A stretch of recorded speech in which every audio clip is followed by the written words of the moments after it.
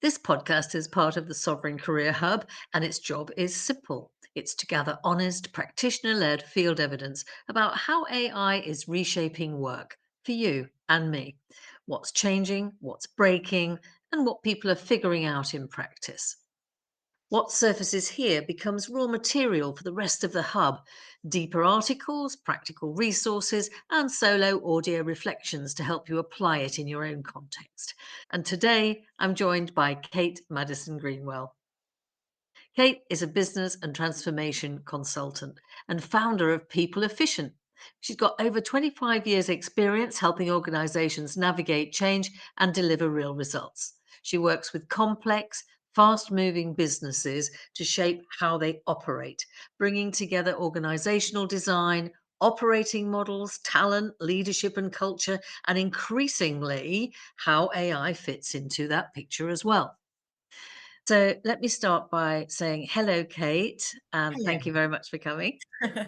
And I'd like to ask you if you could describe for people who are listening rather than watching where you are in the country and a little bit about the place that you're working from today. I recognize it because we've had virtuals before, We but your have. son isn't walking through the room this time, so He's it's a bit vanished. different. He is vanished. I'm in Leeds. You may have detected from my accent that I don't have a northern accent. I'm not from Leeds. I'm from down south, from Buckinghamshire originally, but I've made my way up north via Oxford, Sheffield, and now Leeds. So I'm in my home office, which is a little corner of our living room. My husband also works from home. He has an office upstairs because I need a bit more space. I'm down here. I'd like to say we've mastered the art of working from home. We ignore each other from 9 to 5, and then come together for cups of tea. That's where I am in Leeds. That's rather In nice, isn't it? The idea of having tea breaks together. I rather like that. I think I do. Yeah. Well, thank you for that introduction. We can place you now, which is great because Mhm, you're only down the road from me, really. I say down the road because Lincolnshire, North Lincolnshire, mhm. where I am, isn't too far from Leeds. It's about an hour. So I managed to get to see people in the real world, in cities, real cities and everything from my Lincolnshire Wolds, Heidi Hill, which is great. So let me just ask you, Kate, first of all, where do you place yourself on the AI spectrum? If naught is low and probably very skeptical, to 10, which is full on and embracing it, even could be, as I say, a card carrying member of the I Love AI Society. It's quite a hard one to answer because there's still so much to learn. I would say that I was a relatively early adopter. I'm certainly a fan of it, and I found it to be quite transformational. So, in terms of being a lover of AI, I would say I'm certainly in the higher spectrum, an 8 and 8.5 probably. In terms of capability, I just find there's so much to learn. So I'd probably put myself at maybe a 7, a 7.5, something like that. I think that I certainly use it a lot. I certainly learn skills as I go along. And every time I experiment or every time I think to myself, oh, I wonder whether there's a way of doing this more efficiently, turn to AI, I learn something new, but then I also learn a lot about what I don't know. so, Yes, so I'd say I that's was right. around 7. Yeah, we're guinea pigs, aren't we, for this Mm, revolution? We're living through it. yeah. It's very real, and we're probably only a few pages ahead of our clients in some respects. But of course, bringing a lot of wide and deep experience to that in Mm. terms of how to respond to it when things happen. I know with jobscaping, I'm working regularly now on zone two, which for me, that's about collaboration between human and AI. What are you seeing in the field? I'm seeing quite a vast spectrum actually, and some of it is quite surprising. So I have very big clients that are going through real complex changes. We're talking thousands of employees, and then probably my smaller clients, we're looking at maybe a thousand employees, and I'm quite surprised at how wide the spectrum is of adoption. So I thought that everybody was using AI. You hear about it, and And my inclination with things like AI, I like efficiencies. I like things to be done quickly and to be done once, and then it can be reused and things like that. And AI is a big part of that. I thought that more businesses would be at a later stage of adoption, but that's not the case. I think there is a desire, but I also think that companies or exec teams or senior leaders are not quite embracing it as much as they could or potentially should at this point. That's what I'm seeing. There are companies that are like fully, there's a lot of startups and what have you, disruptive industries and disruptive businesses that are just fully in, and they are experimenting all over the place in Yes, their frontier firms, really. Yeah. yeah, but more established, more corporate firms are wary. They're wary about data. They're wary about control, I think. They're wary about confidentiality and privacy and what have you. And it's taking them quite a while to adopt, and that's all absolutely relevant. And they should be thinking about their strategy and thinking about how they can control their data, how they can make sure that their employees are using it in a safe way, because it's not perfect. You and I both know that. And I think It's our backgrounds are quite similar. I mean, in the sense that you have a lot of experience of tech. yeah, So you're not purely on the HR side no. or even on the legal side. You're able to cross those boundaries. And I think that gives a joined up experience for the client. Would you agree? Yeah, I think so. I think I've been in HR for 20, 25, 26 years. I started as a quite traditional HR practitioner, and I've been very fortunate that my experience, my role has evolved over time. And now I straddle several strands, as it were. I have the HR background. I'm very people centric. I enjoy working with people and collaborative projects and leadership and influencing and all of that. So I have that background, but I also have the techie background. I think because of my desire for things to be done efficiently, I started learning about automations and Power BI and Excel. And I was so impatient that I didn't want to wait for somebody to teach me how to do it. I was like, no, I can work this out. And I'm completely self taught. Then got into the agile space and how to get to the root cause of problems and all of those kinds of things.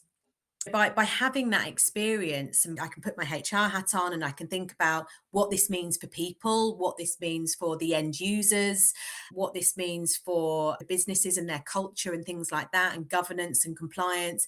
But I can also look at things from a bigger picture perspective from industries, but then also the impact of AI and how it can transform ways of working, which is then going to have a knock-on effect to culture, into engagement, and to people's capacity and capability and productivity. So able to zoom out and then yeah. So, picking up on the agile point you made, I'm sure our audience would benefit by digging into that a bit more because one of the things, as you mentioned there, is identifying the problem at hand. Yeah. And then also, I presume, co designing solutions.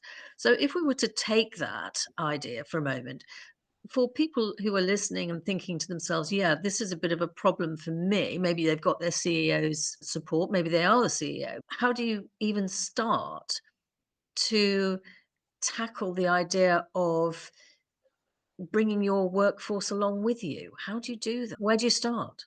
Well, so I think sometimes companies or senior leaders often start with things like, well, we need to be adopting AI. Everybody else is doing it. Everybody's really far advanced. They're not. But they think that's what everybody thinks. Everybody's doing AI and we need to be better at that. AI is going to transform us. So what can we use AI for? And that will give them variable results. They may have some minor successes. Whereas using the agile methodology, instead you start with what problems are people facing that is preventing them from being more productive or from being more engaged or from achieving what the company wants them to achieve.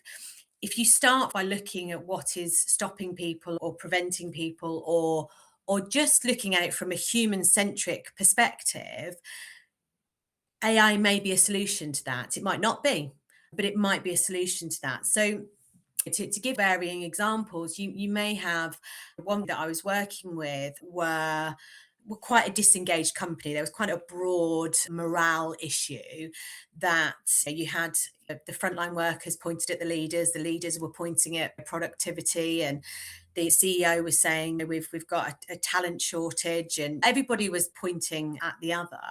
And one of the things that came up consistently was that the HR team themselves actually had a reputational issue. So there was the classic, that they're not our friends, which is a whole other thing. But people were saying HR aren't there to support us. The exec team was saying, well, they're supposed to be responsible for the culture, and what are they doing? The frontline workers were saying, well, we never hear from them. We ask them things, and they never get back to us. And that was something that came up quite consistently. It wasn't the only problem, but it was something that came up consistently. So we started there. And by looking at some of the root causes, they were swamped in a lot of red tape. They were swamped in a lot of admin. Their admin had grown exponentially. And it was because they were a very risk averse company. So every time something went wrong, they would put in another policy, they would put in another layer of decision making. Everything had to be escalated. And the result of that was they were spending a lot of their time on transactional, admin heavy work, any statistics or data or reports to back up where they were spending their time. And more critically, they were having to wait so long for decisions to be made that they never got back to anybody. So what you had was HR team that were working very hard but not getting very far, a frontline workforce that were disengaged and had lost trust and confidence, and an exec team that didn't know what we're doing. So when we used agile methodology, digging deep, thinking about it from a people-centric user experience, so we were able to work with the HR team to say, okay, rather than saying what would make your lives easier, let's look Yes. at what Your customers want. exactly the Yeah. customers, the end users, Yeah. let's view them as customers and say, okay, what do they need and where can we help? So that's what we did. I love agile because it's very much about customer service. So we were able to chip away at some of those things, and we used AI for a couple of those problems. So we built a very rudimentary bot. This would be a couple of years ago, I presume. Yeah. Yeah. We were very excited about it. Yeah. I think we had lots of conversations about what we would call it. That was Ask something that HR. yeah. We uploaded the policies because we needed a quick solution. Let's Yeah. not let's not build something that's going to take us a year Yes. to build, The and then Death Star project. yeah. Yeah. And by that time we're not solving the problem that we've got right now. By the time we launch it, that's yesterday's problem. We're worried about something else now. So Yes. we built quite a rudimentary bot that repeated questions like, how much holiday have I got left? Am I allowed to do am I allowed to wear shorts? How would I request flexible working? How do I upload a sick note? Any of those kinds of things. Then Yes. They bog HR down, don't they? Because they're yeah, very time intensive. and We don't have these smooth workflows to be able to deal with it. Mm. exactly. And what I would have done before AI is I would have looked at things like workflows, and I would have put in an automated workflow to solve some of these problems. But with AI, we were able to build a bot, and it was able to answer right from the start. It was able to answer 70% of those questions. So it wasn't as high as we would want it to be. I'd want it to be 100% all the time, but it wasn't capable of doing that at that point, but it was able to answer 70% of the questions. So that really shows, doesn't it, how you've got this collaboration, Yeah. the human-led really.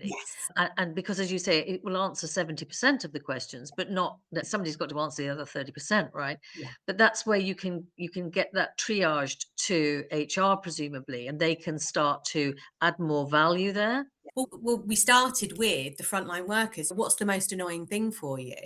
I think we phrased it a little more delicately than that. But what's really you? And they're like, well, we can hear from them. We have these questions, and by the time they get back to us, the time that I wanted off has been and gone, or what have you. So we were able to say, well, if we build this, would you use it? Yes. And then we used those people, that focus group, to then test it. We wanted to know what questions they would ask, all of those things. So they were part of building it. And then they would then, the ambassadors, be able to roll it out. So we were saying, well, there's 70% of questions can now be answered. That now gives you 3 hours back per week. What are you going to do with those 3 hours? So they were then able to, they could then spare those 3 hours to go out onto the shop floor and be more visible, which was another thing that people wanted.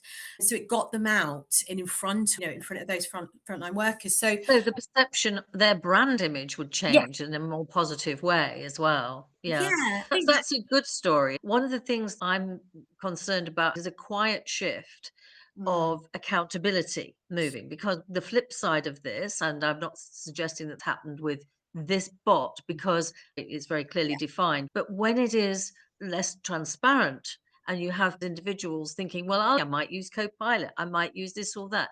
You've got a lot of fragmentation. Isn't there a quiet shift, a problem that the quiet shift of accountability can move? Are you seeing any of that at all, Kate? There's a concern perhaps from the senior executives that that's happening. yeah, I see quite a bit that there are senior execs that are worried about data, they're worried about privacy, they're worried about confidential information getting out there, all of those kinds of things. And they are the ones that are, I'm trying to think of how to phrase this, but I think I'm just going to be really, I'm You're going to going to be be super, diplomatic, are you? I was going to try and be super diplomatic, but I think it won't give you the answer that I think people need to hear. So those execs that are, or senior leaders that are dragging their heels because they're worried about data and privacy and things like that, they are the ones that are saying, we're not going to do it, or we're going to wait and see how things unfold because we are worried about those things. I think that's misguided because people are still using AI. And actually, it makes it more unsafe because you'll find that people will be uploading confidential information that they either don't realize is confidential, or they don't know how to change their settings, or they have an illusion Yes. or something like that. So those companies that aren't doing something about it and thinking about how they can use AI in a protected way are fooling themselves because the data's getting Yeah, out because it's there. happening anyway. It's a shadow AI problem. It becomes a Yeah, shadow AI problem. yeah, That's so relevant, and I think a lot of people aren't really recognizing that. yeah, There's quite a lot of chat about shadow yeah, AI. It's even got its own name, hasn't it? yeah, A little tag. But it's not in my company. It's not happening here. Is something I yeah. hear a lot. Yeah, I'm because thinking, we've told well, them not to. yes, because That we've and that told them not to. Yeah, That's exactly. They just that's think right. Yeah. And I think the problem then that you've got, as you say, that's even worse in a way, because now you've got this shadow AI developing, and the fragmentation is yeah, going to be, it could be really chaotic. But even in organizations where they have done all the right things, they've got the AI policy in place, it's fairly simplistic, hopefully, not too yeah, complicated, something that people can understand and read and know that they can be confident. So you've got your safe space type of yeah, environment. I was chatting with a group actually who told me that a couple of the leaders in that group, they were quite large organizations, and they were saying that they have multiple AI assistants that they can use. I was mhm, really surprised to hear larger organizations saying it's okay to use Google Gemini as well as mhm, Copilot or whatever. And so it's becoming confusing for them. yeah, You and I both know what it's like using it every day as we are. And it's confusing to know which one to use, especially if you're not getting the mandate from your own yeah. managers. Yeah. And also, yeah, like you say, you're fragmenting the information as well, because where AI is really useful is if there is a consistency there. If people are using ChatGPT and Gemini and Copilot and, then actually the information isn't being built in an environment where it can be the most useful for you. Yeah. So there's that issue. But there's also the data and privacy issue, which again comes down to the companies that are finding it the most useful and are benefiting the most from it are the ones that are not only they they've got the policy, which is great, that's there to support, but they're also training people in two ways. They are explaining the security, and they're explaining why it's really important and demonstrating how information can get out there. But they're also, on the other hand, they are training people to be able to use it in a way that will maximize that benefit. So it's not just going on to ChatGPT or Claude and saying, can you write me an email, or can you make it sound better, please? Yeah, yeah, Make me sound exactly. more friendly or whatever. Yes. We've moved on a bit, haven't We've we? moved on, and I think that's where Mm, roles are going to evolve into that kind of prompt engineering. You still need to have the knowledge yeah. of both what it is that you're looking for, a knowledge of what good looks like, and also a knowledge of what the capability is. Of that These tool that you're using, exactly, yes, exactly, and that tool might be one of the LLMs that we know and love, and everybody's yeah, aware of them from Google through yeah, to Microsoft. But, yeah, I thought your point there about the ability to understand what to expect and what good looks like is yeah, so important, and I find that we're sleepwalking into this a lot of the time, and that's quite concerning. I was sitting next to a lovely person at an event just recently, and I made a comment about the seating arrangements. Said, "Oh, this could have been worked out really neatly by AI." yeah, And this person said to me, "Oh, we tried that, but it was hopeless." Now, you and I both know that that was probably down to the fact that they hadn't really understood the capabilities of AI, because that would be probably its dream ticket to work out with you. A seating plan would be pattern spotting, would be amazing. It yeah, was quite complicated. They wanted everybody sitting next to somebody that they could, yeah, there were all sorts of different yeah, layers of yeah. requirements. But for the wedding, that, oh my goodness, how am I going to seat his Yeah. family next to Yeah, my the the family? aunt What? the 2 aunts that haven't spoken Yeah, for 20 years need to be kept separated, and this person doesn't know that exactly. that person's having an affair or whatever. Yeah, I That's can the one, imagine. yeah. And AI could, of course, solve all of that really easily for you. So to hear somebody who is an intelligent person Mm, saying that was quite concerning, because if that's how it's being perceived, no wonder it's not delivering value. yeah. When I think back to when I taught myself Excel, people would often say, "Well, how did you do that?" Or rather, "How do you know all of the formulas?" Yes. How do you And know I'm all like, that? I don't know all the formulas. Back in the day, Yeah. all I knew was that Excel was very likely to be the answer to my problem. Well, can I just interrupt you there? Because Yeah, Excel, just to set the stage for this, yeah, Excel is famous, isn't it, or infamous for being the 80-20 rule. mm, Only 20% of your clients yeah, use 80% of your product, and all the mhm, others are just, it's the other way around. So yeah, 80% of your clients are using 20%. And so yeah. you were in that really rare category where you were using it and leveraging it. Yeah, so I didn't know the formulas, but I knew that there was probably a formula that would help me here. So I'm giving away my age now, but when I first started using it, I would literally just be just I would know, I think I knew about 20 formulas, and I would just have to go through the different options and work it out. Then I moved on to, I'd have Google up on a screen and I'd Google what would be the formula for this.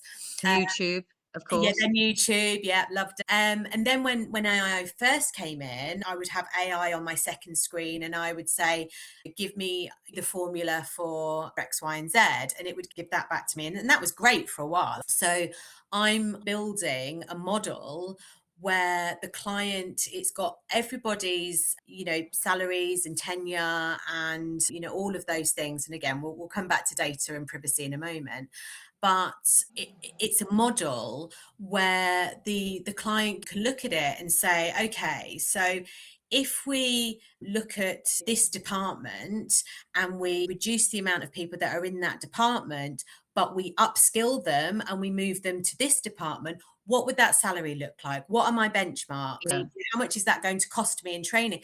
And we can do it That really. would take weeks, wouldn't it, to do that? It would take a long time, whereas I can help to, because I know what the capability is and I know the science behind it, I can now build that.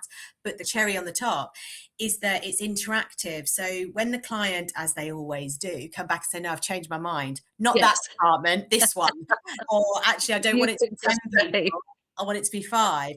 I can build it from the start to be interactive so that we can say, yes, okay, let's do that yeah. for a different department. That comes back to your intention to always make sure that you've got maximum efficiency out of your Yeah, efforts, doesn't it? yeah, And I think that's brilliant because so often we are pressured to do things faster and faster and yeah, faster, yeah, but also, we can be busy fools, can't yeah, we? yeah, So it's important to intentionally think about what you need from this when you're building it. Look, it's very interesting, all of this, Kate. We could talk about this for hours. I know we yeah, could because you've got so much to offer on it. And I'd love you to come back onto the podcast to talk through in more detail some of the topics that we've yeah. raised. So, because they're really important and they deserve their own airtime. Mm, We have covered well, we've covered change, but I love the way we've gone from talking about bots and yeah, actual AI assistants to talking about how you can use the tools for manipulating the data. yeah, And so that's quite a range, and there's a lot in there that you can do. So, for anybody listening, please check out what Kate is doing. She's always doing something on LinkedIn that's interesting. And certainly, you might find her doing some acting as well, because I know you do acting in your leisure time. But I'm wondering sometimes how you find the time. yeah. So, just wrap this up then, Kate. Let me ask, if you could wave a magic wand, what task would you give to AI? Well, as I think I said earlier, I'm quite an impatient person. So I would probably want something that would support exec teams, board teams, senior leaders to make decisions in a way that is quicker, but also able to think about things like the impact on people, the impact on risk, something where they can say, right, this is the decision that we need to make, please present me with the data that we need to consider, and a summary, and be able to draw on that to help them feel more confident in the decisions they're making. Because I think a lot of the time things get dragged out because of confidence, because of trust, because they haven't got the data, or because they're just not sure. They miss out on opportunities, but also it comes back to that engagement piece where people think, well, what's the board doing? We never hear back, all of those kinds of things. So to have something that will help them, that can sit on the side, looking up the data for them, or looking up minutes, or pulling from policies in terms of risk or costs, things like that, to help boards make decisions, that would be what I would like to see. That's the dream, really, isn't it? If I I have love a that minute, idea. I'll try and build it myself, but I just don't have the time at Yeah, the moment. absolutely. I love that idea. I'd like to have one of those myself when you Yeah, do. Please let me know. Kate, I've really enjoyed this conversation. It's been brilliant. Thank you so much for coming on to the Sovereign Career Hub. What's right. coming through for me is that so much of this isn't really about AI at all, as I did suspect. It's about how organizations actually work and Yeah, whether we're prepared to change that yeah, rather than just layer something new on top. That's the thing, isn't it? It's about getting under the bonnet, talking, collaborating together yeah, and having honest conversations. yeah. You've given a really honest picture of what it takes to make change land in the real world. Thank you very much for that. And I'm going to take what you shared with me. I'm going to turn it into something practical for the hub this week. I might ask for your help and some ideas. I can't make that the wonderful thing that you've just described. That sort of decision mullinator, Yeah, data like producing genie is wonderful. But for now, thank you so much for being so open and thoughtful. It's been a brilliant conversation. thank you.